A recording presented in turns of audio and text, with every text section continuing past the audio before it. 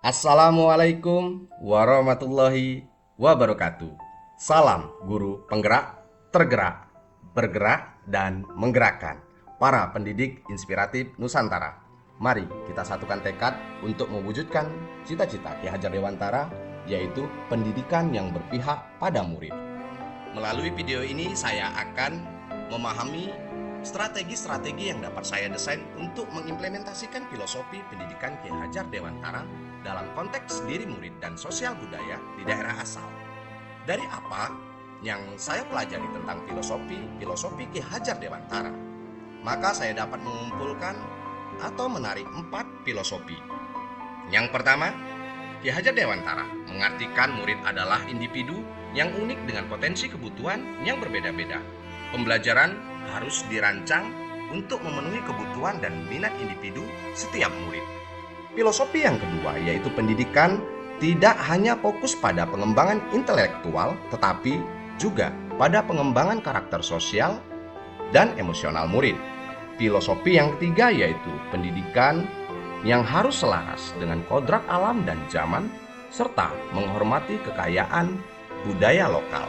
Filosofi yang keempat yaitu murid harus diberikan kebebasan untuk belajar dan berkembang sesuai dengan minat dan bakat mereka.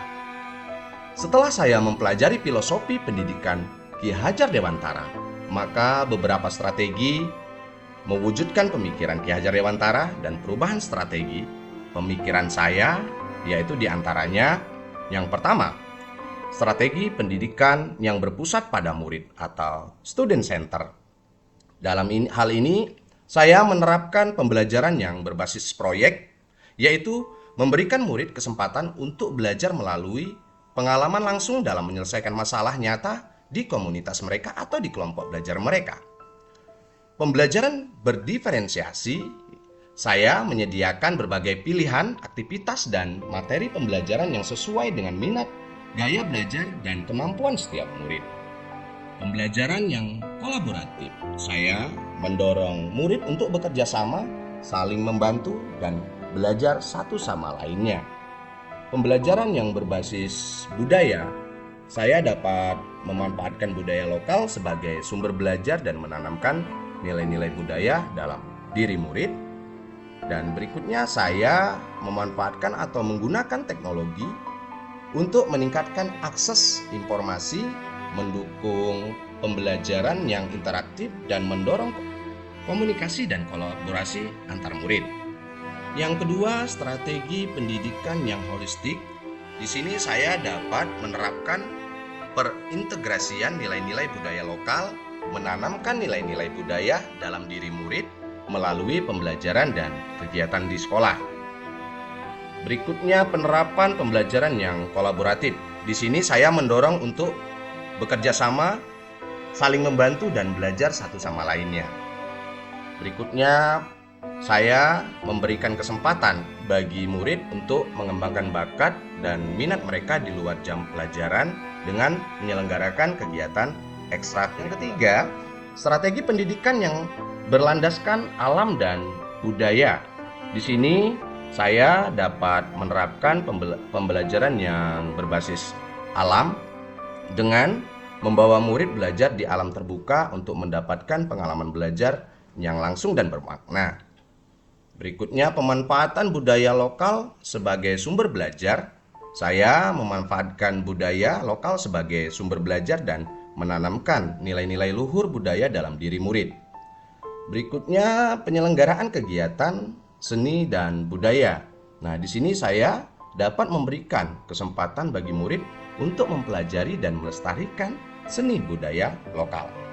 Dan yang keempat yaitu strategi kemerdekaan belajar. Nah, saya di sini dapat menerapkan pembelajaran seperti pembelajaran yang berbasis proyek. Saya memberikan murid kesempatan untuk memilih proyek yang mereka minati dan ingin dipelajari.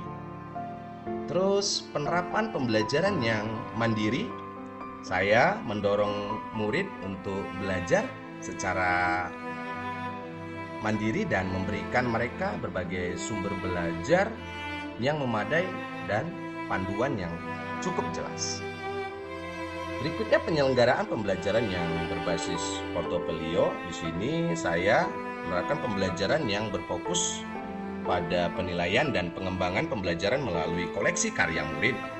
Portofolio menjadi bukti nyata dan dari perjalanan murid itu sendiri menunjukkan perkembangan usahanya dan pencapaian mereka dalam mencapai tujuan pembelajaran. Dan hasil karya mereka itu bukan hanya berdasarkan hasil tes saja dan ujian. Peran saya sebagai pemandu atau fasilitator dalam mewujudkan pendidikan yang berpihak pada murid, saya berperan sebagai pemandu dan fasilitator, bukan sebagai sumber pengetahuan yang satu-satunya. Berarti tugas saya adalah menciptakan lingkungan belajar yang aman, nyaman, dan inklusif dengan melalui penerapan disiplin positif dan penghargaan terhadap perbedaan. Membangun hubungan yang positif dengan murid, saya menunjukkan rasa empati, perhatian, dan kepercayaan pada kemampuan murid itu sendiri. Berikutnya saya menyediakan pembelajaran atau berbagai sumber belajar, memberikan murid akses terhadap teknologi, buku, dan bahan belajar lainnya yang relevan. Membimbing dan memotivasi murid dengan memberikan arahan, dorongan, dan umpan balik yang konstruktif untuk membantu murid mencapai potensi mereka. Berikutnya saya mengembangkan diri secara berkelanjutan dengan saya terus belajar dan mengikuti perkembangan terbaru dalam bidang pendidikan dan meningkatkan kualitas pembelajaran saya. Untuk mewujudkan pendidikan yang berpihak pada murid di sekolah bukanlah tugas yang mudah. Namun dengan komitmen, kolaborasi, dan strategi yang tepat, saya yakin dapat bersama-sama menciptakan generasi penerus yang cerdas, berkarakter, dan siap berkontribusi dalam kemajuan bangsa. Demikian video singkat tentang pemahaman yang saya peroleh selama mengikuti pembelajaran penerapan modul 1.1 tentang filosofi Ki Hajar Dewantara. Saya Sumaryono, calon guru penggerak angkatan 11. Salam tergerak, bergerak, dan menggerakkan. Bersama-sama kita dapat mewujudkan pendidikan yang berpihak pada murid di sekolah. Wassalamualaikum warahmatullahi wabarakatuh.